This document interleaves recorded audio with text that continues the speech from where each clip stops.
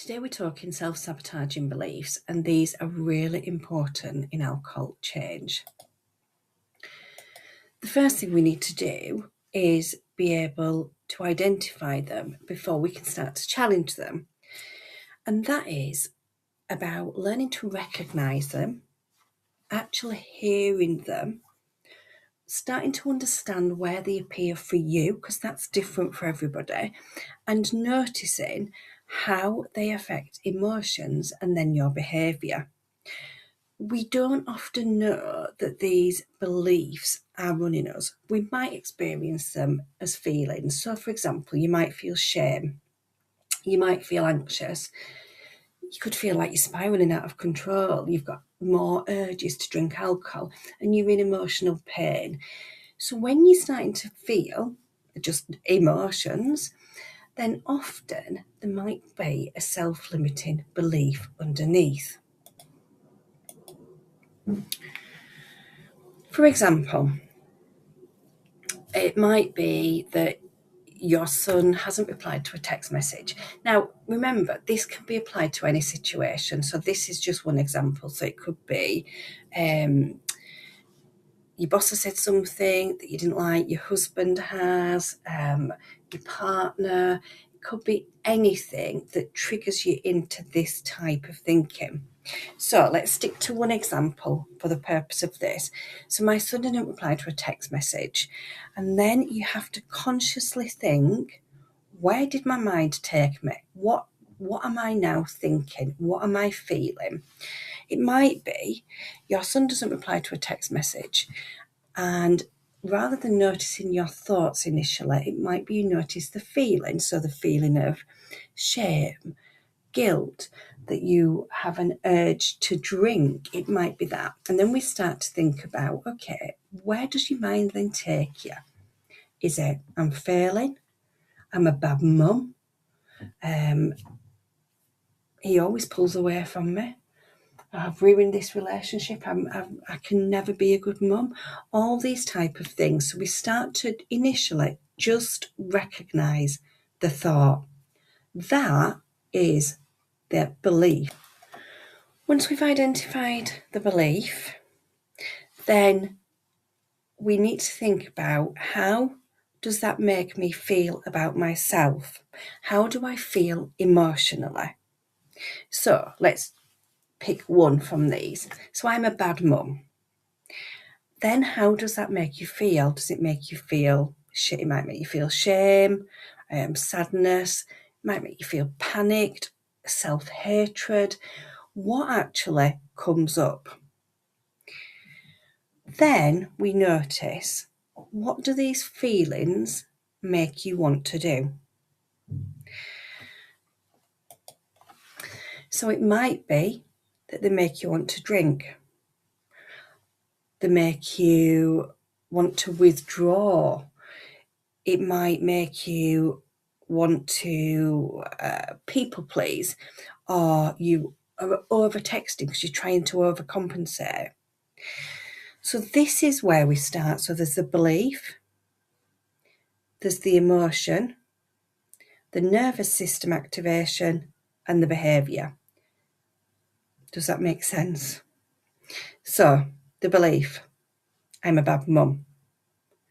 The emotion might be complete overwhelm. It might be sadness and shame. The nervous system activation is you want to drink, or you want to escape emotionally.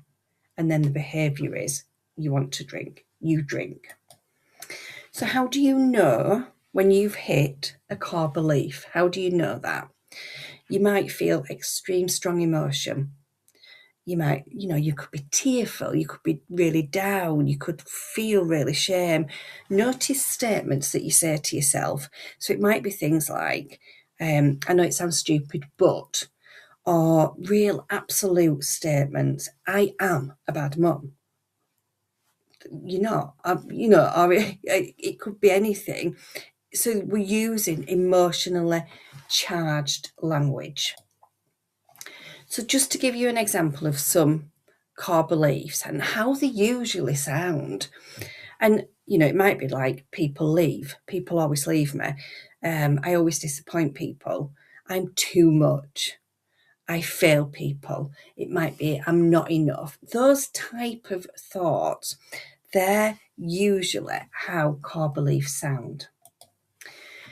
So these are just some questions to help you start to identify self-sabotaging beliefs for you. So think about what hurts the most emotionally in difficult relationships. What do you fear when somebody pulls away from you emotionally? What do you automatically assume when somebody seems distant? This is a really important one. The last two are really, really important. So what story do you tell yourself after conflict? So is it, I'm a bad mum, I can never get it right? It could be anything, but start to really recognise this, because remember, these beliefs are not fact. What they are is a belief that you've created, that you've held for a long time. What feels emotionally true about you in those moments? That's what we're looking for. So get used to starting to ask yourself these questions. So next, it's really important that we don't just get into the habit then of saying to ourselves, that's not true. Because actually, this is a core belief that you've held for such a long time that saying that is just going to make you feel conflicted. So I want you to start to get curious. Start to ask yourself and journal around, is this an objective truth? Or does it feel emotionally true? So it's really important we start to question, become a bit like a private investigator, get curious about understanding the fact from the fiction, and know that sometimes your core beliefs don't just come out as core beliefs. So if you're feeling, I don't know, I believe I'm not enough, for example, you might find yourself saying things like, or thinking things like, I don't know why I reacted like that. Oh, I just feel awful. Oh, panicked. I needed relief. Why do I always ruin things? So it's starting to look at the beliefs that sit underneath. We're backward chaining, we're thinking, we're really getting to understand ourselves. So just to go back to how we find our beliefs. So going back to the my son didn't text back one. Okay, instead of my son didn't text back, God, I'm a terrible mum, we want to create a pause in between. Okay, my son didn't text back. Let's just pause there. So what happened emotionally the moment you noticed he hadn't replied? So now we want to get to the emotion, not the actual narrative that you tell yourself. We want to break the story that you are telling yourself, and we want to understand it. So beliefs are attached to the emotional activation. So listen in yourself. How does this make you feel? Do you feel rejected? Do you feel shame? Are you feeling panicked? So when he's not text back, it might be you feel I'm not important to him. I felt rejected. So then, so we start to think about, okay, you felt rejected. So what does that make you believe about yourself? It might be that you believe, remember, this is not fact at all, but it might be that you believe that you're not a good mum, or that people pull away from you. And we start to then really unpick it and look for the evidence in that. What is the evidence that you're not a good mum? What's the evidence that you are? If you're having problems recognizing beliefs, think about the language that you use. When we're using words like always, never, so I'm not enough for everyone. I always ruin relationships. That type of thing. Nobody, I let everybody down. I always mess up. Those type of all or nothing, they come from beliefs. And it's starting to unpick, where did this belief actually come from? So our beliefs aren't just about our mind. It might be how you're feeling. So watching yourself, do you find yourself going quiet? How does your body feel? Do you find yourself looking away from your husband, from your boss, whoever it might be? What is happening when your nervous system is reacting strongly? You're near a core belief. That is, remember that. Now, sometimes it might be that you find it really difficult to put words to what you're feeling, and you're not able to express the belief fully. We're not able to fully get there. So start to think about, okay, where am I feeling this in my body? If this feeling had words, what would it say? Those type of things. What we can do is start to really get in tune with your body. So this is really important. So actually self-sabotaging beliefs hold a protective function.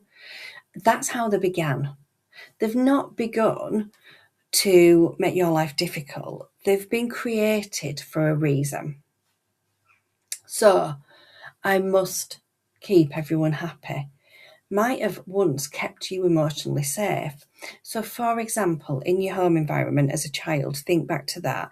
If you had parents around you who were drinking too much or were emotionally abusive, or even it can be something small, your belief, I must keep everybody happy, kept you safe as a child. It might have kept you safe as a child. So the belief, I am not a good mum, what does that do for you? So that is keeping you emotionally safe. Is it keeping you safe from being hurt? Is it putting protection around you that's you almost deserve it when your son doesn't look out for you or doesn't treat you with respect? Does it protect you because, well, what did I expect? I'm not a good mum.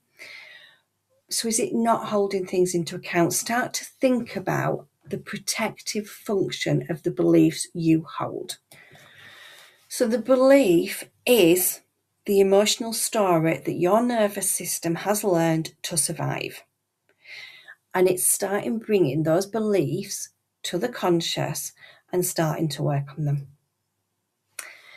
So get your journals out, start journaling, start doing this work, because this is really powerful and so important in work around changing your relationship with alcohol.